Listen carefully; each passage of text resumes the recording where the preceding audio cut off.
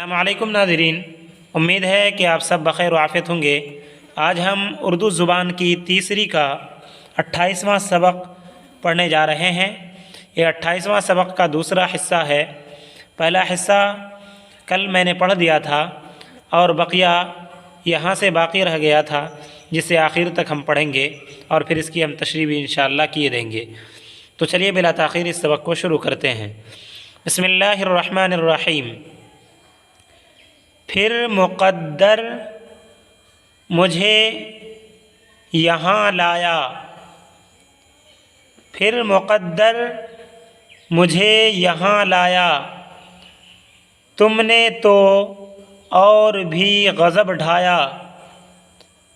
खाल खींची अलग किए छिलके, खाल खींची अलग किए छिलके, ज़ख्म क्यों कर हरे न हों दिल के, ज़ख्म क्यों कर हरे न हों दिल के।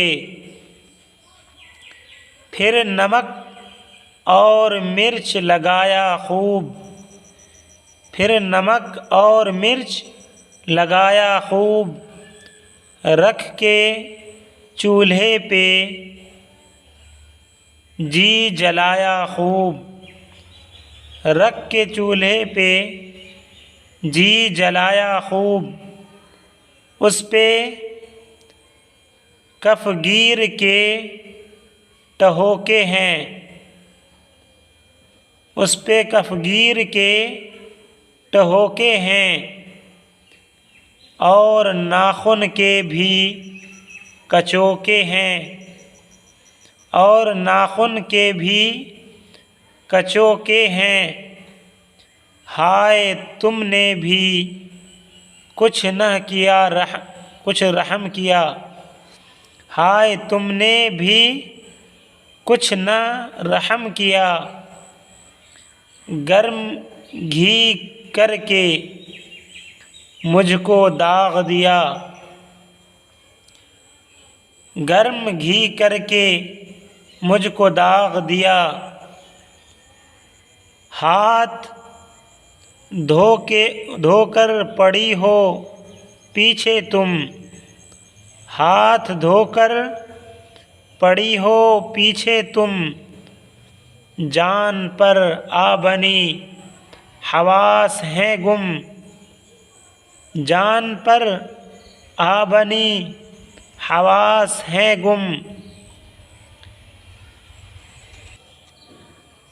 अच्छी बीबी तुम्ही करो इंसाफ, अच्छी बीबी तुम्ही करो इंसाफ। जुल्म है या नहीं कसूर माफ़, कहा लड़की ने मेरी प्यारी दाल, कहा लड़की ने मेरी प्यारी दाल। मुझको मालूम है तेरा सब हाल, तू अगर खेत से नहीं आती,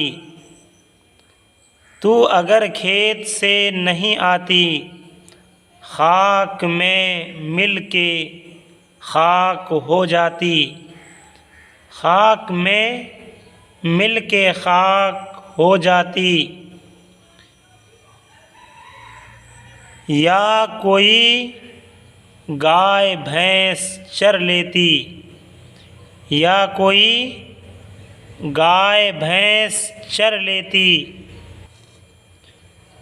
पेट में अपने तुझको भर लेती, पेट में अपने तुझको भर लेती। मैं तो रुतबा तेरा बढ़ाती हूँ, मैं तो रुतबा तेरा बढ़ाती हूँ। अब चपाती से तुझको खाती हूँ, अब चपाती से तुझको खाती हूँ।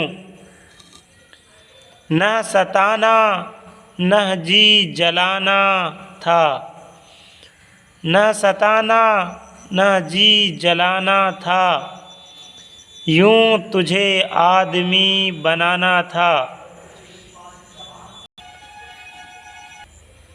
यूं तुझे आदमी बनाना था, अगली बीती का तू न कर कुछ गम। अगली बीती का तू न कर कुछ गम, मेहरबानी थी सब न था यह सितम। मेहरबानी थी सब न था यह सितम। नाज़रीन, दाल के बारे में, दाल की फ़रियाद हम पढ़ रहे थे और एक लड़की के साथ जो उसका मुकालमा है उसको इसमें बहुत अच्छी तरीक़े से बयान किया गया है। जो गुज़िश्ता सबक़ में मैंने बताया था उसको सुन लीजिएगा ताकि आपको सही तरीक़े से मालूम हो सके और इसकी तशरीह सही तरीक़े से आप कर सकें। यहाँ पर फिर इसकी तशरीह देखते हैं। फिर मुक़द्दर मुझे यहाँ लाया। इससे पहले था कि क़ैद खाना मटके में वो जाके रह गई थी, उसके बाद फिर आगे की बात शुरू हो रही है। फिर मुक़द्दर मुझे यहाँ लाया, तुमने तो और भी गज़ब ढाया।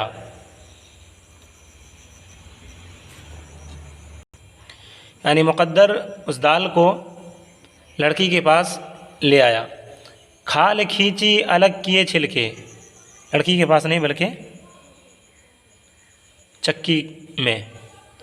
खाल खींची अलग किए छिलके, यानी उसके छिलके जो अलग किए उसको खाल से ताबीर किया है। ज़ख़्म क्यों कर हरे ना हूँ दिल के, यानी जिस तरीक़े से ज़ख़्म खाल के खींचने से इंसानों के या जानवरों के जिस तरीक़े से ज़ख़्म लगते हैं उसी तरीक़े से यहाँ पर भी बताया है कि ये मेरी खाल थी जो आपने खींच ली। ज़ख़्म क्यों कर हरे ना हों दिल के, इसलिए मेरे ज़ख़्म दिल के हरे हो गए। फिर नमक और मिर्च लगाया खूब, यानी कि दाल बनाने में लगाते हैं नमक और मिर्च, उसी को बताया है। रख के चूल्हे पे जी जलाया खूब, नमक मिर्च डाल करके शुरू में उसे जलाते हैं और उबालते हैं, उसी को कहा है रख के चूल्हे पे जी जलाया खूब। उस पे कफगीर के टहोके हैं, कफगीर कहते हैं, कफ के माने आते हैं गिर और गिरफ्तन के माने आते हैं पकड़ना, यानी वो चीज़ जिससे दाल वग़ैरह बनाई जाती है पकड़ करके या हाथों में पकड़ करके उसे हिलाया जाता है। तो यहाँ पर कफगीर से मुराद चम्मच है। इस पे कफगीर के टहोके हैं, और कफगीर के माने ही होते हैं चम्मच के जो काम आते हैं खाने बनाने के। इस पे कफगीर के टहोके हैं, कफगीर से दाब दाब करके उसे देखते हैं कि ये सीझा कि नहीं सीझा। और नाखून के भी कचोके हैं, और नाखून पर भी रख करके औरतें उसे देखती हैं कि दाल पकी है या नहीं पकी है, सीझी है या नहीं सीझी, उसी को बताया। उस पर भी और नाखून के भी कचोके हैं। हाय तुमने भी कुछ ना रहम किया, यानी तुमने भी कुछ रहम नहीं किया। गर्म घी करके मुझको दाग दिया, यानी यहीं पर बस नहीं किया बल्कि घी गर्म करके तेल वगैरह गर्म करके तुमने मुझको दाग दिया। हाथ धोकर पड़ी हो पीछे तुम, यानी कोई आदमी किसी के पीछे लग जाता है और उसको परेशान करता है तो उसके लिए ये मुहावरा इस्तेमाल होता है कि हाथ धोकर तुम मेरे पीछे पड़ गए हो। इसको यहाँ पर इसने इसी से ताबीर किया है, हाथ धोकर पड़ी हो पीछे तुम, जान पर आ बनी हवास है गुम, यानी मेरी जान पर आ गई है, मेरे होश और हवास बाख्ता हो चुके हैं और तुम ऐसा कर रही हो कि तुम मेरे पीछे हाथ धोकर पड़ी हुई हो। अच्छी बीबी तुम ही करो इंसाफ, और फिर दाल अब खुद उसी से कह रही है, दाल अब ये कह रही है कि अच्छा तुम ही बता दो उस लड़की से कि तुम ही इंसाफ कर दो, जुल्म है या नहीं कसूर माफ़। दाल कह रही है कि मैं अपनी ख़ता को माफ़ करती हूँ, लेकिन ज़रा इतना बताओ कि तुमने जो ये किया है क्या ये जुल्म नहीं किया, या जो किसानों ने किया उसके बाद फिर चूल्हे और चक्की वालों ने जो हमारे साथ हश्र किया है क्या ये उनका इंसाफ था या नहीं था, तुम बताओ। किससे कह रही है दाल? लड़की से। कहा लड़की ने मेरी प्यारी दाल, लड़की अब कह रही है कि मेरी प्यारी दाल, मुझको मालूम है तेरा सब हाल, यानी मुझे मालूम है कि तुम पर क्या गुजरी है, बीती है, सब हालत मालूम है। अगर खेत से नहीं आती, लड़की कह रही है दाल से कि अगर तू खेत से नहीं आती, तू जो कह रही है कि काट करके तुम पर जुल्म किया गया है, तो सुन ले मेरी बात। अगर तू खेत से नहीं आती, खाक में मिल के खाक हो जाती। खाक के माने आते हैं मिट्टी, यानी मिट्टी में मिलकर तू भी मिट्टी हो जाती। इसलिए कि नहीं काटता किसान तो फिर एक टाइम पर तुम पक करके उसी में गिर जाती और उसके बाद मिट्टी में मिल करके तुम भी मिट्टी हो जाती। या कोई गाय भैंस चर लेती, किसान नहीं काटता तो क्या होता, कोई गाय भैंस आती और उसको तुम्हें चर जाती। पेट में अपने तुझको भर लेती, चरती है तो गाय फिर या भैंस उससे उसकी खुराक बन जाती है, जिसकी वजह से वो उनके पेट में चली जाती है कोई भी चीज़। इसलिए इसको यहाँ पर कहा है कि पेट में अपने तुझको भर लेती, कौन, गाय या भैंस या कोई जानवर। मैं तो रुतबा तेरा बढ़ाती हूँ।